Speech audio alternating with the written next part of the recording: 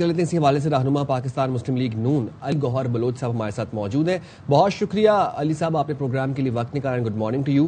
وزیر اعلیٰ کے پی علی امین گنڈا پور نے یہ چیلنج کر دیا ہے, کل وہ کافی گرجے برسے اپنی نیوز کانفرنس میں انہوں نے کہا کہ اگر عدم استحکام کی تحریک لانی ہے تو لا کے دکھائیں, گورنر راج لانا ہے تو لا کے دکھائیں. اس پر آپ کا کیا موقف ہے؟ بسم اللہ الرحمن الرحیم.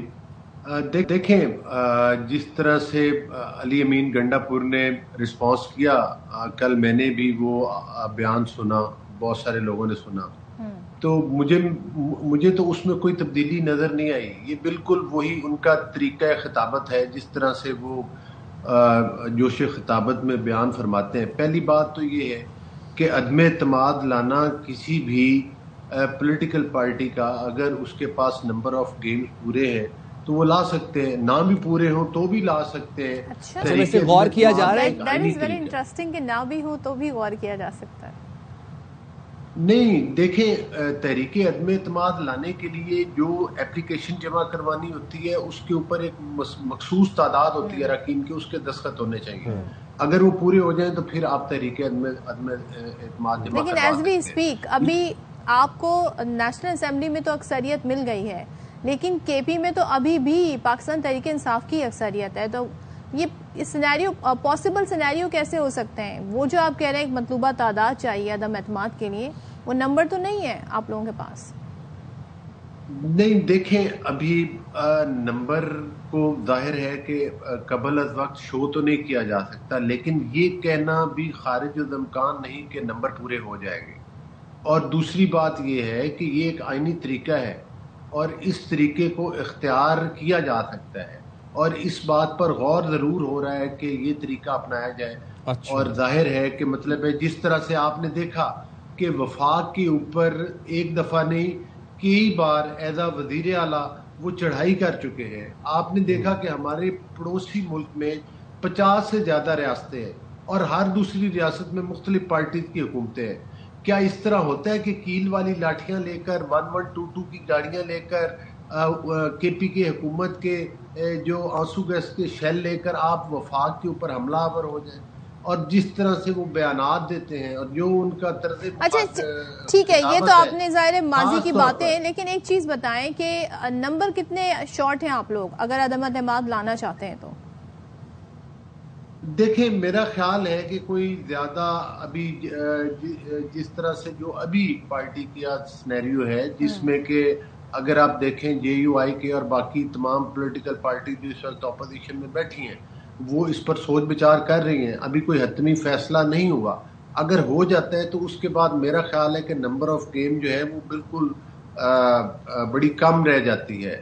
اور اس میں آپ دیکھیں کہ اس وقت پی ٹی آئی نام کی تو کوئی پولیٹیکل پارٹی جو ہے وہ اس نے الیکشن کانٹیسٹ کیا ہی نہیں ہے.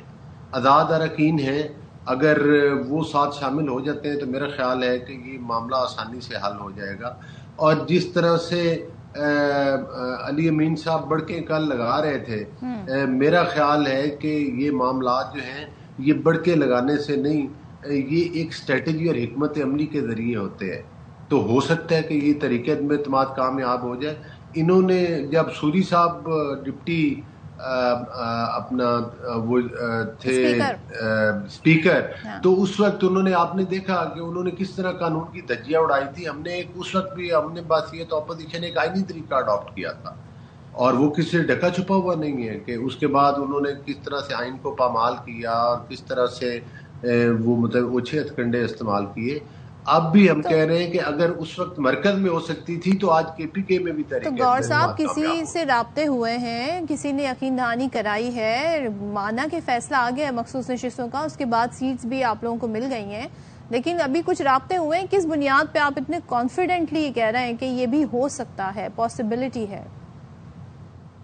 جی بالکل ظاہر ہے کہ رابطوں کو مطلب ہے کہ وہ یہ تو نہیں ہے کہ یہ بتایا جائے کہ کس کس سے رابطہ ہوا ہے. وہ تو جب انشاءاللہ طریقے عدم اعتماد آئے گی تو پتہ چل جائے گا. لیکن یہ بات ہے کہ لوگ رابطے میں ہیں اور وہ انہوں نے کسی حد تک آمادگی کا اظہار بھی کیا ہے, اور مستقبل قریب میں آپ دیکھیں گے کہ یہ باتیں زیادہ کلیئر ہو کر سامنے آ جائیں گی. ابھی چونکہ یہ سارے معاملات جو ہے وہ کسی حد تک سیاسی طور پر کانفیڈینشیل رکھے جاتے ہیں، بڑی کلیئر بات ہے. تو ابھی ان کو مطلب ہے کہ وہ کلیئرلی نام نہیں بتائے جا سکتے، لیکن جب ٹائم آئے گا تو پھر ہم بتا بھی دیں گے. گور صاحب اس کا مطلب پھر ہم یہ سمجھیں کہ کیونکہ اب وہ آزاد اراکین ہیں، اگر وہ اپنی ایفیلیشن چینج کر لیتے ہیں، عدم اعتماد میں آپ کی طرف آ جاتے ہیں، تو پھر ان کے اوپر کوئی ہارس ٹریڈنگ کا قانون، فلور کراسنگ کا قانون وہ لاگو نہیں ہوگا، پھر ایسے ہی ہے؟ جی، آزاد اراکین کے اوپر تو ہوتا بھی نہیں ہے. اور آپ کو یاد ہوگا کہ جو ایک دفعہ جب وہ پنجاب اسمبلی میں ایک واقعہ ہوا تھا جن کی رکنیت ختم کر دی گئی تھی، ان لوگوں نے تب بھی اپنا ووٹ کا حق بھی نہیں استعمال کیا تھا.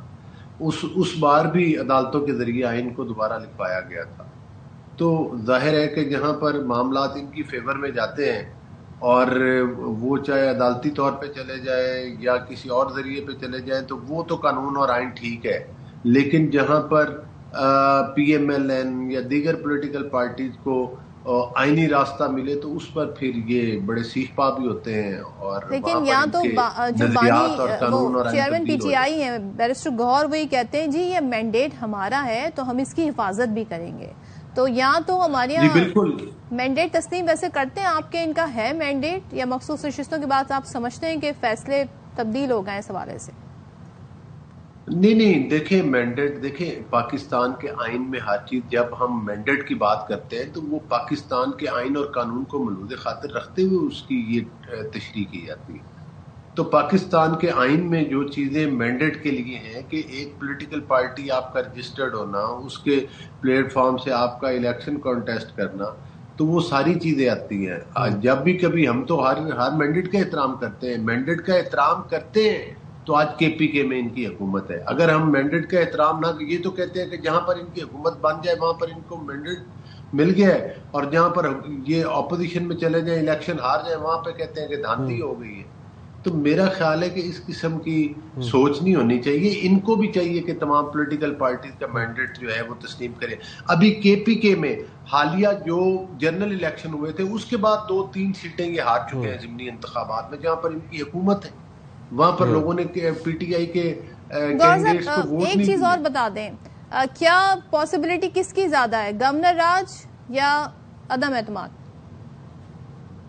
دیکھیں میں سمجھتا ہوں کہ گورنر راج تو لگانا مناسب نہیں ہوتا، لیکن سب سے بہترین راستہ تو عدم اعتماد ہے.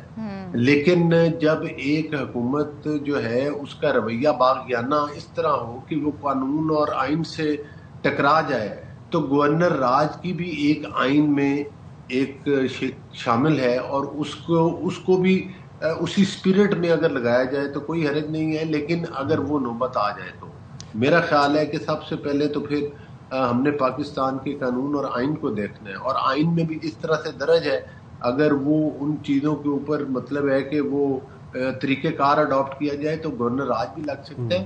لیکن میں سمجھتا ہوں کہ اگر عدم اعتماد ہو سکتا ہو تو پھر گورنر راج لگانے کی. ٹھیک ہے، بہت شکریہ علی گوہر بلوچ صاحب، آپ نے پروگرام کے لیے وقت نکالا اور کافی چیزیں واضح ہو گئیں. ارادے واضح ہو گئے. بیورو چیف اسلام آباد خاور گھمن صاحب ہمارے ساتھ موجود ہے. ذرا اس تمام تر صورتحال پر جو بھی علی گوہر بلوچ صاحب اس نے گفتگو بھی کی ہے اس حوالے سے بھی ذرا ان سے بات کر لیتے ہیں. خاور گھمن صاحب کیا دیکھ رہے ہیں آپ؟ ابھی تو علی گوہر بلوچ صاحب ہم سے بات کر رہے تھے، وہ کہہ رہے تھے کہ گورنر آج نہیں لیکن تحریک عدم اعتماد پر غور ضرور کر رہی ہے حکومت، اور اس کے علاوہ اگر ہم پی ٹی آئی کو دیکھیں تو انہوں نے بھی عاشورہ کے بعد ملک گیر احتجاج کا اعلان کیا ہے اور تیاریاں پوری ہیں ان کی بھی. دیکھیں جہاں تک خیبر پختونخوا گورنمنٹ کا تعلق ہے، ان کے اسمبلی کا تعلق ہے، وہاں پہ اگر ان کی کمپوزیشن دیکھیں تو 35 جو لوگ ہیں وہاں پہ آزاد حیثیت کے اندر موجود ہیں. ٹھیک ہے. اور اس وقت اپوزیشن کے پاس یہ ریزرو سیٹوں کا فیصلہ ہونے کے بعد ان کا جو نمبر گیم ہے وہ 51 ہو گئی ہے. سادہ اکثریت اس ہاؤس کے اندر جو بنتی ہے وہ 93 کے اوپر بنتی ہے، 73 کے اوپر بنتی ہے. تو ان کو جو ہے مزید 20-21 لوگ چاہیے اپوزیشن کو اگر وہ تحریک عدم اعتماد کو کامیاب کرنا چاہتے ہیں کے پی کے اندر. مطلب یہ ہے کہ آئینی اور قانونی طور پر یہ جو لوگ ہیں یہ شفٹ کر سکتے ہیں کسی بھی سائڈ کے اوپر. ان کے اوپر جو ڈیفیکشن کلاز ہے 63A کا وہ نہیں لگے گا، وہ نااہل نہیں ہوں گے. ایک چیز تو واضح ہوگی. اب اگلا سب سے اہم سوال یہ ہے کہ کیا وہاں پہ تحریک عدم اعتماد کامیاب ہو سکتی ہے نہیں. بظاہر تو دیکھیں یہی لگتا ہے کہ جس انداز سے وہاں پہ 2024 8 فروری کو جو الیکشن ہوا بھاری تعداد میں لوگوں نے ووٹ دیا ہے ایک پولیٹیکل پارٹی کو یا اس فلسفے کو, لہٰذا اس سے ہٹنا مجھے مشکل لگ رہا ہے. جس طرح کل آپ نے رات کو کے پی کے چیف منسٹر کی پریس کانفرنس بھی سنی, وہ چیلنج بھی کرتے ہمیں سنائی دیے, کافی انہوں نے بڑکے بھی ماری گی کہ اگر کوئی کسی میں ایسی ہمت ہے تو کر کے دکھائے. لیکن اس کے ساتھ ساتھ ہمیں یہ بات ہرگز نہیں بھولنا چاہیے کہ سیاست کے اندر کچھ بھی ممکن ہے. لیکن جتنی بار انہوں نے دہرایا خاور, تو اس کا مطلب پس پردہ یہ ظاہر ہے ہوم ورک تو پس پردہ ہی ہو رہے ہوتے ہیں. اور جتنے کانفیڈنٹلی ابھی ہمارے ساتھ نون لیگ کے گوہر بلوچ صاحب بات کر رہے تھے, وہ کہہ رہے تھے جی کوئی اتنا مشکل نہیں ہے, ہو سکتا ہے, پاسبلٹی ہے. تو آپ سمجھتے ہیں کہ کہیں نہ کہیں گفتگو ہو رہی ہے, رابطے بھی ہو رہے ہیں ان ارکان سے جو چاہتے ہیں اپنی وفاداری تبدیل کرنا. وفاداری اب کیا رہی, اب تو آزاد ارکان ہے. دیکھیں سب سے اہم کردار جو مجھے لگتا ہے اگر تحریک اعتماد پیش ہوتی ہے اور اس کے کامیاب ہونے کے اگر چانسز ہیں تو وہ ایک ہی شخصیت ہے. آپ کو یاد ہوگا 26ویں آئینی ترمیم کے اوپر ہم نے ڈیروں جو ہے آپس میں صبح اس کے اوپر بات کی, بحث کی. اس وقت بھی آپ کو اگر یاد ہوگا میں نے یہی کہا تھا کہ مولانا فضل الرحمان صاحب جو ہے وہی فیصلہ کریں گے. اور مولانا فضل الرحمان صاحب نے آخری آپ کو یاد ہوگا جب 26ویں آئینی ترمیم پاس ہوئی تو پھر رات 12 بجے کے بعد لیٹ آورز کے اندر انہوں نے فیصلہ کیا, وہ اسمبلی میں پہنچ گئے. تو یہاں پہ بھی جو مجھے لگتا ہے ابھی تک کی خبریں, جس طرح آج تمام اخبارات کے اندر ایک بیان مولانا فضل الرحمان صاحب کے نام سے چھپا ہے کہ جی ہم کے پی کے اندر کسی بھی طرح کی جو ہے ایسی تحریک کا حصہ نہیں بنیں گے جہاں جس کی وجہ سے وہاں پہ سیاسی عدم استحکام پیدا ہو خیبر پختونخوا میں. لہذا اگر تو مولانا صاحب راضی ہو جاتے ہیں, شہباز شریف صاحب یا نواز شریف صاحب ان سے ملتے ہیں, انہیں کہتے ہیں کہ جی بسم اللہ کریں اور یہ تحریک عدم اعتماد جو لانے میں ہم آپ کو یہ دعوت دیتے ہیں کہ آپ حکومت سے والے کے پی کے اندر, تو پھر مجھے لگتا ہے کہ بات آگے بڑھے گی. لہذا یہ جو خاور یہ بات بھی ہمیں مد نظر رکھنی چاہیے کہ ایک بڑا کولیشن بنانا چاہتی تھی پاکستان تحریک انصاف جے یو آئی کے ساتھ مل کے, لیکن وہ اس لیے بھی نہیں ہوا کہ مولانا کو بھی یہی شکوے شکایت ہے کہ ہمارا بھی حق مارا گیا, ہماری بھی سیٹ ماری گئی. تو یہ تو موقع ہے ان کے پاس. آپ سمجھتے ہیں کہ اگر ملاقات ہوگی تو مولانا ریکنسیڈر کریں گے یا جو آج کے بیان ہے اس کے علاوہ بھی آپشن کو؟ دیکھیں میرا جو نقطۂ نظر رہا تھا 26ویں آئینی ترمیم کے اوپر, آخر تک اکثر لوگوں کا یہ خیال تھا کہ مولانا صاحب یا ان کی پارٹی نے جو اس وقت پوزیشن لے لی ہے وہ 26ویں آئینی ترمیم کے اوپر ووٹ نہیں دیں گے. تو میرے ہمارا جو پروگرام ہے دا رپورٹرز, ادروائز بھی آپ کے ساتھ جب بات ہوتی تھی اس وقت صبح, تو یہ کہنا تھا کہ مولانا صاحب ہمیشہ سے وہ واقف کار ہیں اقتدار کی اراداریوں کے, تو وہ جو ہے ایونچولی اسی طرف جانا پسند کرتے ہیں. تو مجھے لگتا ہے کہ اگر کے پی گورنمنٹ کی جو ہے وہاں پہ تبدیلی کی بات چلتی ہے تو مولانا صاحب کو یہ آفر آتی ہے اور پاکستان مسلم لیگ نون, پیپلز پارٹی مطلب زرداری صاحب اور شہباز شریف صاحب یا نواز شریف صاحب یہ آفر کرتے ہیں انہیں مولانا صاحب کو کہ آپ آئیں جو ہے کے پی حکومت کو لیڈ کریں اور ہم آپ کو سپورٹ کرتے ہیں.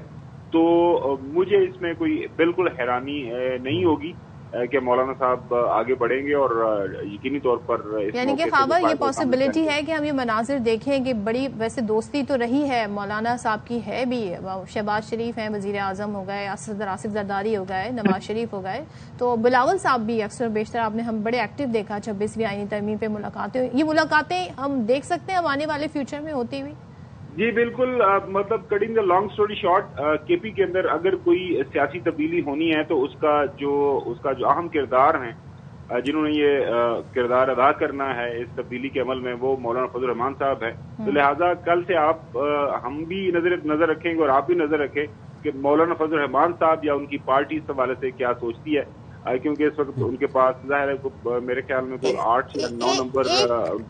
ایک پوائنٹ اور میں آپ سے پوچھنا چاہ رہی ہوں خاور, کتنے پاپولر ہیں within party Ali Amin Gandapur as C M, as chief minister? آپ کو لگتا ہے اور دوسرے لوگ بھی پارٹی میں سوچتے ہیں کہ بھائی کیوں نہیں, ان کی تبدیلی ہونی چاہیے, سو یہاں پہ کیا سچویشن ان کی پاپولیرٹی کی اگر ہم بات کریں؟ صدف یہ سوال آپ کا اس لیے جو مجھے لگتا ہے کہ اس طرح نہیں ہے، مطلب سی ایم کے پی کی جو ہے پارٹی کے اندر کتنی ان کی وہ منظور نظر ہیں یا نہیں ہے فرق نہیں پڑتا. اصل فرق پڑتا ہے اڈیالہ جیل میں ان کے جو بانی ہیں ان کے فیصلے سے. فرض کریں آج اگر وہاں سے ایک فیصلہ آ جاتا ہے کہ جی سی ایم کے پی گنڈا پور صاحب کو میں یہ کہتا ہوں کہ وہ استعفیٰ دیں اور یہ کسی اور کو موقع دیں سی ایم کے پی بننے کا، تو ود نو ٹائم ان کو استعفیٰ دینا پڑے گا. تو بجٹ کے لیے بھی کہا تھا مجھ سے ملنے، مگر ملا تو کوئی بھی نہیں. دیکھیں میرے خیال میں ہم بھول جاتے ہیں بجٹ پیش کرنے سے پہلے 2.5-3 گھنٹے کی ملاقات علی امین گنڈا پور صاحب کی ہو گئی تھی اور تمام معاملات طے ہو گئے تھے، اور اس دوران یہ طے ہو گیا تھا کہ بجٹ پیش کر دے، اور بعد میں بھی خبر یہی ملی تھی کہ اگر اس میں کوئی تبدیلی لانی ہے، دیکھیں بجٹ پیش کر دینا، پاس کر دینا، اس کے بعد اس کے اندر کوئی تبدیلی لانی ہے، اس کے اسمبلی کے اندر آپ کی پارٹی میں کے پاس میجورٹی ہے، کوئی مسئلہ کوئی نہیں ہے. وہ تھوڑا سا ٹائم آگے پیچھے ہو گیا. اصل میں پی ٹی آئی کے حوالے سے جو ہمیں مختلف کنفیوژن دیکھنے سننے کو ملتی ہے، وہ ظاہر ہے پی ٹی آئی کے پیٹرن چیف کی جو بہنیں ان سے ملتی ہیں، وہ ایک ڈفرنٹ انداز سے اپنے بھائی کی حالت کو دیکھتی ہیں، اس کے اوپر بیان بازی بھی ان کی طرف سے سامنے آتی ہے. ظاہر ہے ان کی امید ہے، خواہش ہے جو بانی کی بہنیں ہیں کہ پارٹی کے پاس ایک صوبے کے اندر اقتدار ہے، پارٹی کے پاس اچھی خاصی اکثریت ہے، تو 2 سال ہونے کو ہیں اور ان کے بھائی ابھی بھی جیل کے اندر موجود ہیں، تو وہ کیوں نہیں اتنی کوشش کر پائے کہ وہ باہر آ جائے. تو میرے خیال میں اس وجہ سے کچھ ہمیں وہاں پہ ایسا لگتا ہے کہ پارٹی کے اندر بہت زیادہ اختلاف ہے. ادروائز تو ظاہر ہے وہاں پہ جب فیصلہ ہو جائے گا قائد کی طرف سے کہ جی علی امین گنڈا پور صاحب نے نہیں رہنا، تو پھر علی امین گنڈا پور صاحب کو پارٹی منظور کرے یا نہ کرے اس سے کوئی فرق نہیں پڑتا، پھر ان کو جانا پڑے گا. لیکن ظاہر ہے فی الحال جتنے بھی بیانات اندر سے ہمیں سننے کو ملے ہیں وہ یہی ہیں کہ بانی کو اعتماد ہے علی امین گنڈا پور کے اوپر، اور جب تک بانی کو اعتماد ہے علی امین گنڈا پور کے اوپر ایز سی ایم، تو میرے خیال میں اس وقت تک پارٹی بھی ان کے ساتھ کھڑی رہے گی.